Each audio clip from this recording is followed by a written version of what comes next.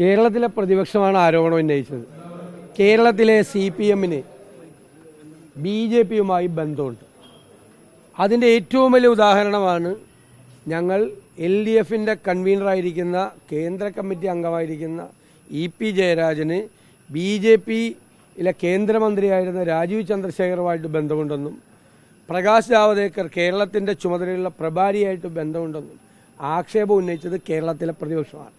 അന്ന് CPM-ഉം EP ജയരാജനും മുഖ്യമന്ത്രിയും ഈ ആരോപണം നിഷേധിച്ചു. ഇപ്പോൾ അത് സത്യമാണെന്ന് തെളിഞ്ഞു. പ്രതിപക്ഷം പറഞ്ഞത് സത്യമാണെന്ന് തെളിഞ്ഞു. അദ്ദേഹം ത്യാഗപൂർണമായി ഒഴിയല്ലോ. അദ്ദേഹത്തിന് ഇപ്പോൾ എന്തുകൊണ്ടാണ് CPM ഈ വിഷയം പറഞ്ഞ് അദ്ദേഹത്തെ ഒഴിവാക്കാൻ ശ്രമിക്കുന്നതെന്ന് എനിക്കറിയില്ല. അത് അവരുടെ ആഭ്യന്തര കാര്യം. പക്ഷേ അദ്ദേഹത്തിനും മാത്രമല്ല കേരളത്തിലെ CPM-ന് BJP-യുമായി തെറ്റായ ബന്ധമുണ്ട്, ബിസിനസ് ബന്ധമുണ്ട് എന്ന് ഞങ്ങൾ ആരോപണം ഉന്നയിച്ച ആരോപണം ശരിയാണെന്നാണ് ഇപ്പോൾ തെളിഞ്ഞിരിക്കുന്നത്. മാത്രമല്ല മുഖ്യമന്ത്രി പ്രകാശ് ജാവദേക്കറെ EP ജയരാജൻ കണ്ടത് ന്യായീകരിക്കുകയാണ്. മുഖ്യമന്ത്രിക്ക് വേണ്ടി കൂടിയാണ് പ്രകാശ് ജാവദേക്കറിനെ EP ജയരാജൻ കണ്ടത് എന്നാണ് ഞങ്ങൾ ആരോപിച്ചത്. അതുകൊണ്ടാണ് അതായത് ദല്ലാൽ നന്ദകുമാറുമായിട്ടുള്ള EP ജയരാജൻ്റെ ബന്ധത്തെപ്പറ്റി മാത്രമാണ് മുഖ്യമന്ത്രി അന്ന് തള്ളി പറഞ്ഞത്. പ്രകാശ് ജാവദേക്കറെ കണ്ടുകൊണ്ട് എന്താ കുഴപ്പം, ഞാനും നിരവധി പ്രാവശ്യം കണ്ടിട്ടുണ്ടെന്ന് പറഞ്ഞു. എന്തിനാണ് മുഖ്യമന്ത്രി പ്രകാശ് ജാവദേക്കറെ കാണുന്നത്? പ്രകാശ് ജാവദേക്കർ ഇപ്പോൾ കേന്ദ്രമന്ത്രിയൊന്നുമല്ല, കേരളത്തിലെ BJP-യുടെ ചുമതലയുള്ള ആളാണ്. അയാളെ പോളിറ്റ് ബ്യൂറോ അംഗവും കേരളത്തിൻ്റെ മുഖ്യമന്ത്രിയുമായ പിണറായി വിജയൻ എന്തിനാണ് കാണുന്നത്? EP ജയരാജൻ എന്തിനാണ് കാണുന്നത്? പോയ വഴിക്ക് വീട്ടിൽ കയറിയതാണെന്ന് പറഞ്ഞത്. പോയ വഴിക്ക് ഇവരാരും ഞങ്ങളുടെ ഒന്നും വീട്ടിൽ കയറിയില്ലല്ലോ. അപ്പോൾ മുഖ്യമന്ത്രിക്ക് വേണ്ടിയിട്ടാണ് EP ജയരാജൻ പ്രകാശ് ജാവദേക്കറെ കണ്ടിട്ടുള്ളത്. കേന്ദ്രവുമായി ബന്ധപ്പെട്ട് സംസ്ഥാന സർക്കാരിനും മുഖ്യമന്ത്രിക്കും ഒക്കെ എതിരായ കേസുകളെ ദുർബലപ്പെടുത്താൻ വേണ്ടിയിട്ടാണ് കണ്ടത്. ഇപ്പം എന്തുകൊണ്ടാണ് അക്കാര്യത്തിൽ അന്ന് ഇവർ സംരക്ഷിക്കുകയല്ലേ ചെയ്ത്? ഇലക്ഷൻ കാലത്ത് ഇവർ മുഴുവൻ സംരക്ഷിക്കുക ചെയ്ത്. മുഖ്യമന്ത്രി ചോദിച്ച ചോദ്യം ഇപ്പോഴും അന്തരീക്ഷത്തിലുണ്ട്. പ്രകാശ് ജാവദേക്കറെ കണ്ടാൽ എന്താണ് കുഴപ്പം? ഞാനും പല പ്രാവശ്യം കണ്ടിട്ടുണ്ടെന്നാണ് പറഞ്ഞത്. അപ്പോൾ ഇപ്പം എന്താണ് ജയരാജൻ്റെ കുഴപ്പമൊന്നും അറിയില്ല. അന്ന് ഇതിനെല്ലാം ന്യായീകരിച്ചാണ്.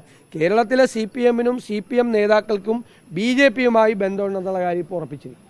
രണ്ടാമത്തെ കാര്യം, ഈ അൻവറിന്റെ ഒരു ടെലിഫോൺ സംഭാഷണം, പ്രത്യേകിച്ച് മുൻ SP-യുമായിട്ട്, അതിൽ ഈ ADGP അജിത് കുമാറുമായിട്ടുള്ള ചില ബന്ധങ്ങൾ, അജിത്തിന്റെ ഇടപെടലുകൾ ശശിയുമായി ചേർന്ന് നടത്തുന്നതൊക്കെ പുറത്തു വന്നിട്ടുണ്ട്.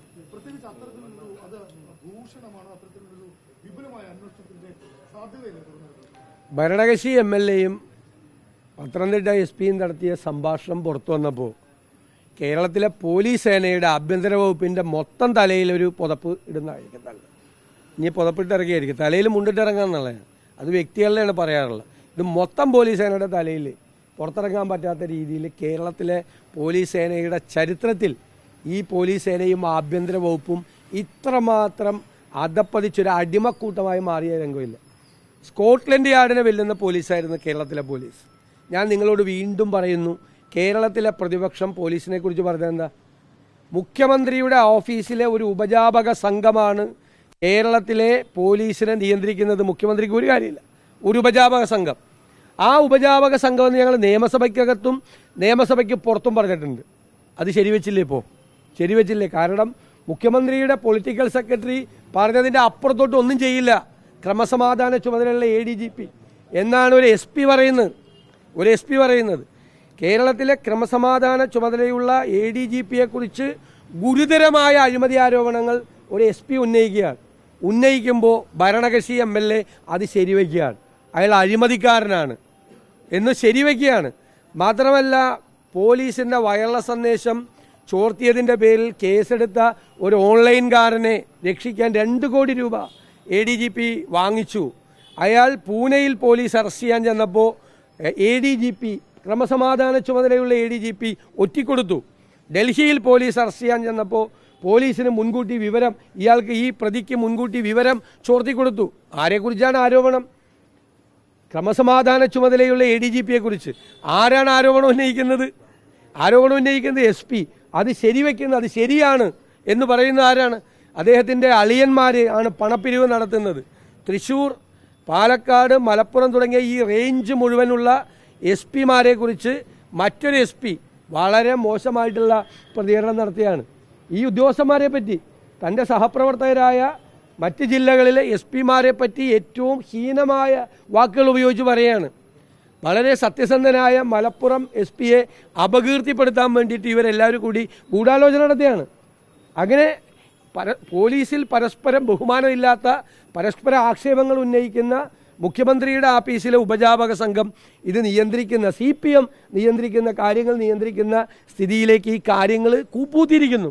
ഞങ്ങൾ പറഞ്ഞത് മുഴുവൻ ശരിയായിരിക്കുന്നു, മുഴുവൻ. എന്നിട്ട് പറയാണ്, കാല് പിടിച്ച് താണു വീണ് അപേക്ഷിക്കുകയാണ് ഒരു പരാതി പിൻവലിക്കാൻ വേണ്ടി ഒരു SP, ഒരു ഭരണകക്ഷി MLA.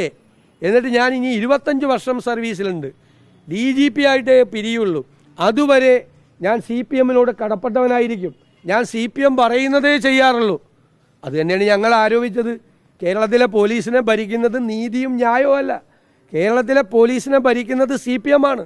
CPM എന്ത് വൃത്തികേട് പറഞ്ഞാലും ചെയ്യാൻ മടിക്കാത്തവരുടെ സംഘമായി, ഏറാൻ മൂളികളുടെ സംഘമായിട്ട് കേരളത്തിലെ പോലീസ് സേനയെ ഇവരെ അധപ്പതിപ്പിച്ചു. മുഖ്യമന്ത്രിയാണ് ഇതിന് മറുപടി പറയേണ്ടത്. മുഖ്യമന്ത്രി ആഭ്യന്തര വകുപ്പ് മന്ത്രിയുടെ ചുമതല കൂടി വഹിക്കുന്ന, അതിൻ്റെ മീതെ ചമഞ്ഞിരിക്കുന്ന ആളാണ്, അദ്ദേഹത്തിൻ്റെ കീഴിലാണ്. ഞാൻ ചോദിക്കട്ടെ, ഈ മുഖ്യമന്ത്രിയുടെ ഓഫീസല്ലേ സ്വർണ്ണക്കള്ളക്കടത്ത് തുടങ്ങിയുള്ള മുഴുവൻ എല്ലാ വൃത്തികേടുകൾക്കും കൂട്ടുനിന്നിട്ടുള്ളത്? ആ മുഖ്യമന്ത്രിയുടെ പ്രിൻസിപ്പൽ സെക്രട്ടറി അല്ലേ ജയിലിൽ പോയി കിടന്നിട്ടുള്ളത്? ഇപ്പോൾ പൊളിറ്റിക്കൽ സെക്രട്ടറിയെക്കുറിച്ച് ഗുരുതരമായ ആരോപണമാണ് ഇവിടെ ഉന്നയിക്കപ്പെട്ടിരിക്കുന്നത്. പൊളിറ്റിക്കൽ സെക്രട്ടറിയും ADGPയും തമ്മിൽ ഒരു അച്ചുതണ്ടുണ്ടാക്കി വ്യാപകമായ അഴിമതികൾ നടത്തുന്നുവെന്നും പോലീസിനെ തെറ്റായ രീതിയിൽ നിയന്ത്രിക്കുന്നുവെന്നും ഏറാൻ മൂളികളെ പോലീസിൻ്റെ പ്രധാനപ്പെട്ട സ്ഥാനങ്ങളിൽ വെച്ച് പണപ്പിരിവ് നടത്തുന്നു എന്ന ആരോപണം ഞങ്ങൾ പറഞ്ഞത് ശരിവെച്ചുകൊണ്ട് ഒരു SP പറയും. ഇതിനു മുമ്പ് വേറൊരു IG ലക്ഷ്മണൻ ഹൈക്കോടതിയിൽ കൊടുത്തൊരു അഫിഡവിറ്റ് ഉണ്ട്, മുഖ്യമന്ത്രിയുടെ ഓഫീസിലെ ചിലർ ഭരണഘടനാതീത ശക്തികളായി പ്രവർത്തിക്കുന്നുവെന്ന്, ഇല്ലേ? അഫിഡവിറ്റ് കൊടുത്തു ഹൈക്കോടതിയിൽ. എന്നിട്ട് അയാളെ പേടിപ്പിച്ചിട്ടാണ് അത് പിൻവലിപ്പിച്ചത്. അഫിഡവിറ്റ് അവിടെയുണ്ട്, അഫിഡവിറ്റ് പിൻവലിച്ചെങ്കിലും അഫിഡവിറ്റ് അവിടെയുണ്ട്. അതിൽ പറഞ്ഞിരിക്കുന്നത് മുഖ്യമന്ത്രിയുടെ ഓഫീസിൽ ഭരണഘടനാതീത ശക്തിയായി പ്രവർത്തിക്കുന്ന ചിലരുണ്ട്, അവർ പണപ്പിരിവ് നടത്തുകയാണെന്നൊക്കെയാണ് പറഞ്ഞിരിക്കുന്നത്. അതെല്ലാം ഇപ്പോൾ ശരിയായില്ലേ?